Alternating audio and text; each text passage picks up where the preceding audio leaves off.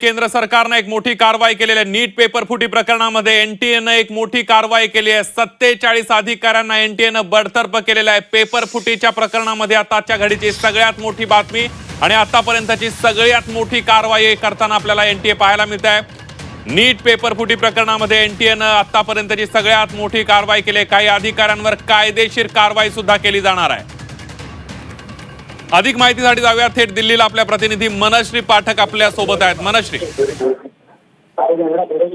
सध्या एनटीएची ही सगळ्यात मोठी कारवाई समोर येते। 47 अधिकाऱ्यांची सेवा समाप्त करण्यात आलेली आहे आणि आणखी ही आपण सुधारणा करू असं सुद्धा सांगितलं जात आहे। यामध्ये 47 अधिकाऱ्यांवरती कायदेशीर आणि फौजदारी कारवाई सुद्धा काही विरुद्ध करण्यात येईल अशी माहिती देण्यात आलेली आहे।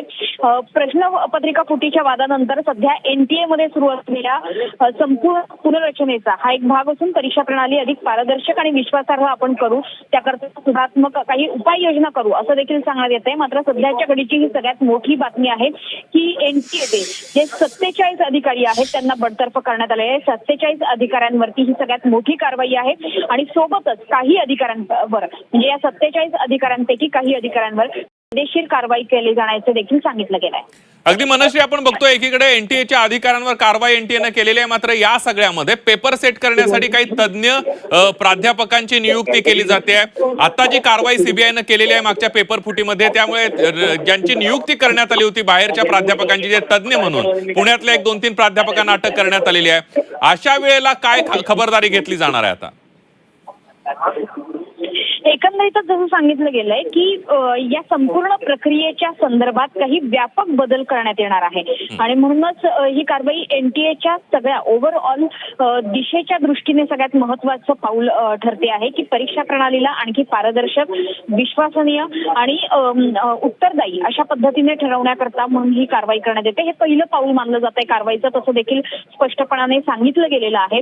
आणि इतकंच नाही तर काही प्राध्यापकांच्या बाबतीत सुद्धा एक कमिटी गठीत करून या संपूर्ण प्रक्रियेला कसं अधिक पारदर्शक करता येईल, कसं अधिक विद्यार्थीभूमी करता येईल या दृष्टीने सुद्धा प्रयत्न केले जाणार आहेत। मात्र सध्याच्या घडीला राष्ट्रीय परीक्षा संस्था ही सगळ्यात मोठी संस्था एनटीए मानली जाते आणि यांच्या मार्फतच राष्ट्रीय परीक्षा संस्थेमार्फतच सगळ्यात महत्त्वाच्या परीक्षा घेतल्या जातात आणि म्हणूनच या परीक्षा व्यवस्थेमध्ये व्यापक सुधारणा करण्याच्या दृष्टीने 47 अधिकाऱ्यांची ही बडतर्फीची तर कारवाई आहेच, मात्र सोबतच सगळ्यात महत्त्वाचं जे म्हटलं जात आहे की कायदेशीर आणि फौजदारी कारवाई सुद्धा आम्ही यामध्ये करू। तर यामध्ये नेमकी कोणकोणती नावं येत आहेत, यामध्ये काही उच्चपदस्थ नावं असणार आहेत का एनटीएच्या अधिकाऱ्यांची, हे बघणं सुद्धा तितकंच गरजेचं आहे।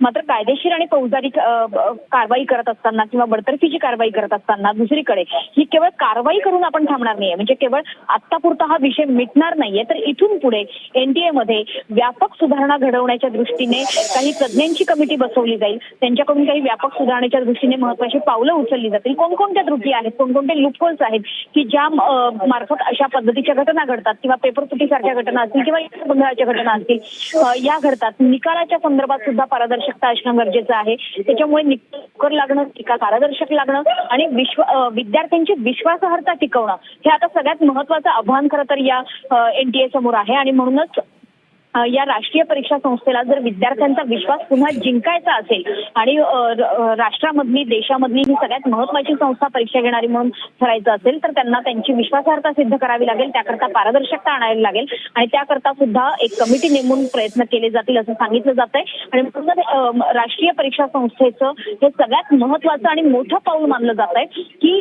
कुठल्याही परिस्थितीत आता गय केली जाणार नाही यामध्ये दोषी असलेल्यांची, म्हणून 47 अधिकाऱ्यांवर बडतर्फीची कारवाई आणि सोबत फौजदारी कारवाई, कायदेशीर कारवाईचं पाऊल सुद्धा उचलण्यात येत आहे।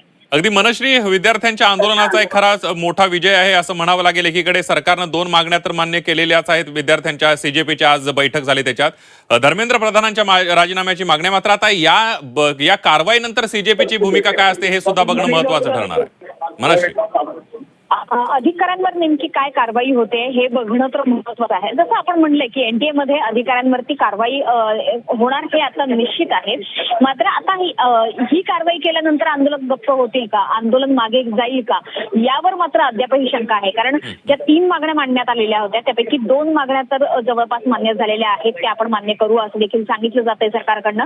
मात्र जी तिसरी आणि महत्त्वाची मागणी आहे की धर्मेंद्र प्रधानांचा राजीनामा, यावर आता आंदोलक अडून बसलेले आहेत। ती मागणी पूर्ण होणार का हे बघणं सुद्धा तितकंच गरजेचं आहे की केवळ काही अधिकाऱ्यांवर म्हणजे 47 अधिकाऱ्यांची बडतर्फी ही समाधानकारक असणार आहे आंदोलकांसाठी. आंदोलक त्याच्यावरती समाधान मानणार आहेत. सध्याचं जे चित्र आहे जंतर मंतरवर तर अशा प्रकारच्या अधिकाऱ्यांच्या बडतर्फीला किंवा अधिकाऱ्यांच्या निलंबनाला अधिकाऱ्यांवरती कुठलं फौजदारी कारवाई झाली तर त्याच्यावरती आंदोलक समाधान मानणार नाहीत असं सध्याचं चित्र आहे.